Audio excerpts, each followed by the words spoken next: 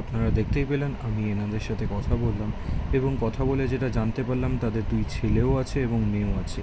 কিন্তু আজকালকার সমাজে তারা তাদেরকে বাবা-মা বলে পরিচয় দিতে লজ্জা পায় এবং তাদের কোনো রকম কোনো সাহায্য করেও না।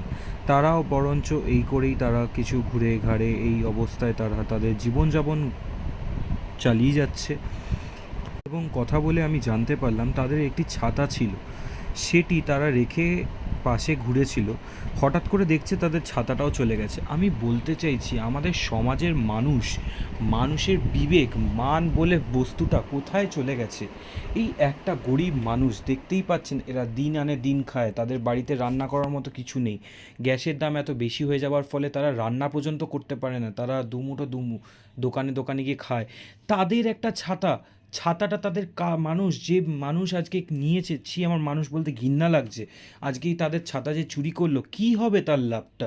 তারা বলছে আমাদেরকে এখন ভিজে ভিজে ভিক্ষা করে করে রাস্তায় ঘুরে বেড়াতে হচ্ছে, তাদের কোনো ছাতা নেই। কি বলতে পারেন এরপরে আপনারা? অপেক্ষা করুন, দেখতে থাকুন, আমার সাথে থাকুন।